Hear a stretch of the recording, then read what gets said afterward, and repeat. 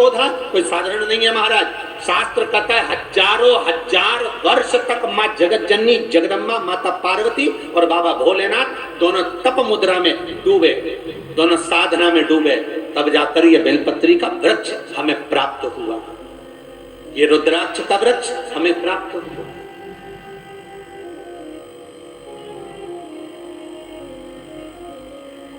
तो हमें मिला है। इस बेल पत्री में क्या क्या गुण है माना।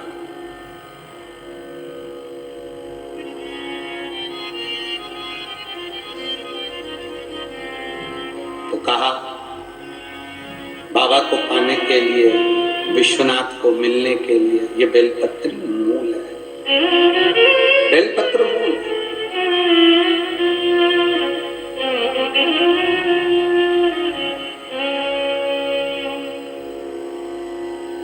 और कहे जैसे वो कहते हैं ना कि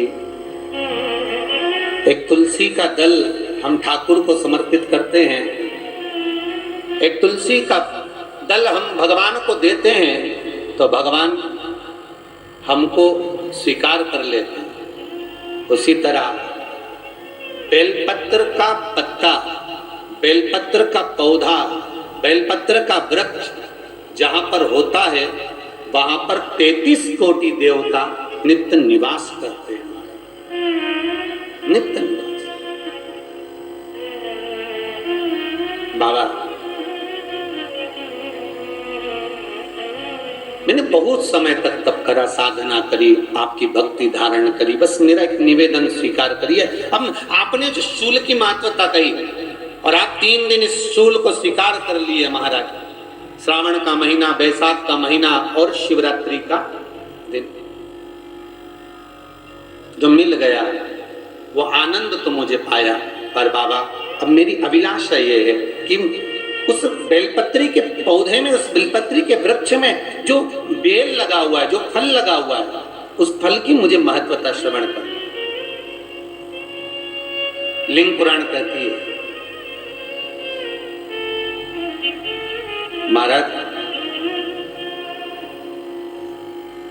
जो बच्चा हकलाता हो, अर्थात बोलते बोलते अटक जाता हो या वाणी हकला रही हो, तो शास्त्र कहता है कि बेल का जो फल होता है उस बेल के फल को धीरे से फोड़कर ऊपर से चक्कू से उसको साफ कर कर अंदर से पूरे उसका जो गुर्दा है बेल के फल का उसको निकाल लीजिए और उस बेल के फल का जो गुर्दा है उसको निकाल कर वो खाली कर लीजिए बेल का।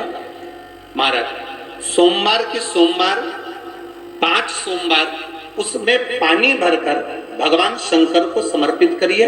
एक पात्र शिवलिंग में से जो जल नीचे गिरे उसके उधर पात्र को लगा लीजिए। महाराज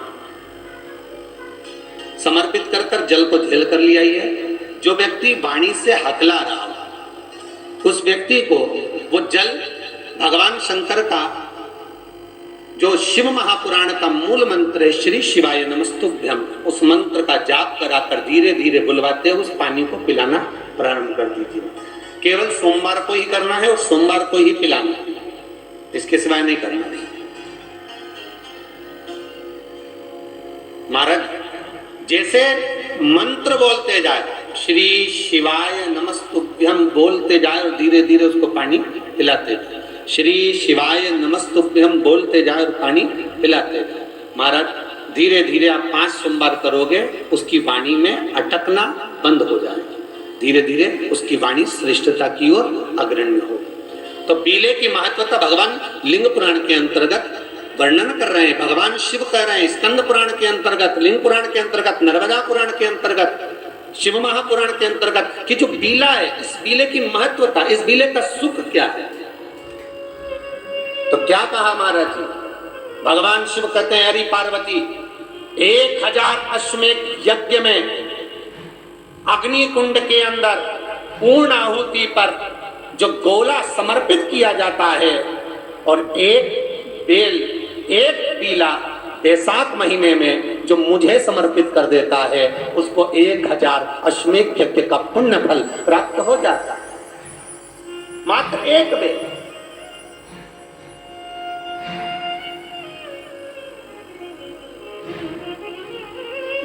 से समझना महाराज। फिर समझ लीजिए, केवल सारे शिवलिंग में एक नर्मदेश्वर महादेव ऐसे होते हैं जिन पर कुछ भी चढ़ाओगे तुम खा सकते हो।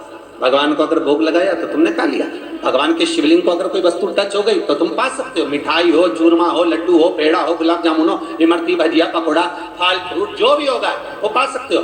पर नर्मदेश्वर शिवलिंग को छोड़कर शिव महापुराण के अंतर्गत विद्येश्वर संहिता में लिखा हुआ है कि बाकी के जितने शिवलिंग होंगे उसको अगर कोई वस्तु टच हो गई तो वो खाने के लायक नहीं रहती, वो सांसारिक मनुष्य नहीं खा सकता। शंकर के मंदिर का प्रसाद संसार का मनुष्य उसको ग्रहण नहीं कर सकता। उसको केवल बैरागी, त्यागी, जिसने घर छोड़ दिया, परिवार छोड़ दिया, अपने कुटुंब कबीले को छोड़ दिया, केवल वही पा सकता है। ये शिव महापुराण की विद्येश्वर संहिता करी।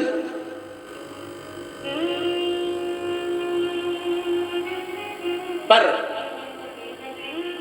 शंकर कह रहे हैं, मां उमा से, मां पार्वती से मेरा महेश कह रहा है, मेरा बाबा भोलेनाथ, मेरा बाबा विश्वनाथ, मेरा त्रिकालदर्शी कैलाशी अविनाशी कह रहा है कि हे पार्वती,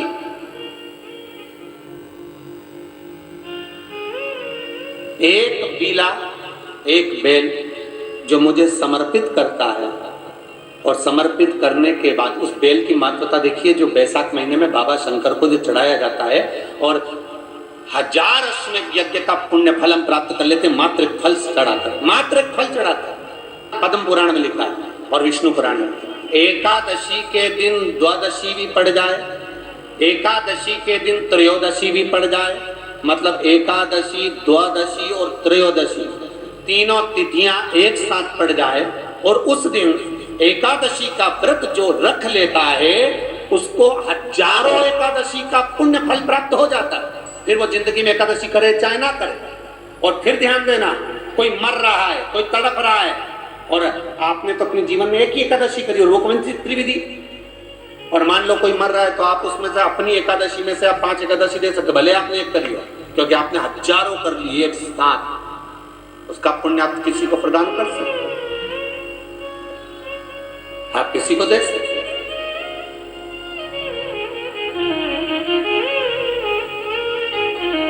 उसी तरह हे पार्वती,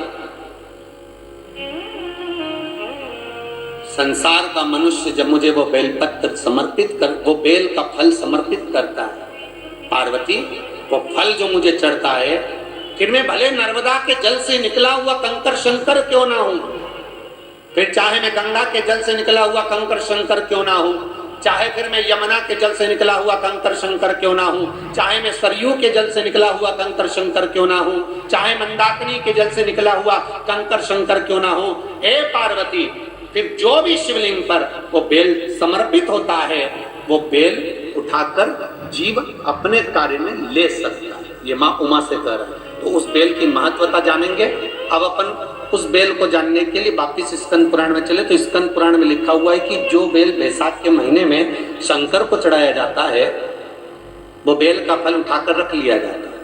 बैसाख के महीने में उस चढ़े हुए, बाकी के आपको बेल का फल खाना हो तो बात दूसरी, पर चढ़ा हुआ जो बेल का फल है वो पूरा बैसाख नहीं खाना। बैसाख के बाद में अगला जो महीना आए उस महीने के अंदर उस फल के अंदर का गुर्दा निकालकर उसको सुखा लीजिए और सुखाकर जिस व्यक्ति को पथरी की बीमारी हो और जिस व्यक्ति को पेट में बहुत भोजन पचता ही नहीं है, पूरा शरीर पाचन क्रिया बेकार हो गई, उस व्यक्ति को केवल 7 दिन तक शंकर पर चढ़ा हुआ वो बेलपत्र प्रदान कर दीजिए, पथरी भी बाहर और पाचन क्रिया भी ठीक, जिंदगी भर तकलीफ नहीं। उस बैसाख में उस फल की इतनी महत्वता बाबा भोलेनाथ स्कंद पुराण, लिंग पुराण, नर्मदा पुराण, पद्म पुराण के अंतर्गत, शिव महापुराण के अंतर्गत वर्णन कर उसकी महत्वता है। वो बेल का फल साधारण नहीं हो सकता। मेरे शंकर को जो जो चढ़ता है ना वो कुछ भी चीज साधारण नहीं है भाई। तो मेरे शिव को जो जो चढ़ता है, जल हो, पंचामृत हो, घी हो, शहद हो, महाराज चाहे बेलपत्री हो, चाहे धतूरा हो, बाबा को जो चीज, चाहे भस्म हो, बाबा को जो चढ़ रहा है वो कहे चपटी भभूत में है खजाना कुबेर का, उसके ऊपर जो चढ़ा वो करोड़ों का हो गया, भले वो भस्म शमशान की वो भी करोड़ों की। काशी में, उज्जैन में, महाकाल की नगरी में शमशान की भस्म बाबा पे चढ़ती और वही थैली में पैक होकर लाखों की बिकती है और लोग उसको अपनी तिजोरी में रखते हैं। और तुम कहीं मुर्दे को जलाने जाओ और वहां से आकर पत्नी पहले से गर्म पानी रख देती, बाहर नहाओ। पत्नी पहले ही कह देती चलो बाहर स्नान करो, तो क्या क्यों? अरे तुम मुर्दा जला कर आ रहे हो, शमशान से आ रहे हो, जाओ जरा स्नान करिए।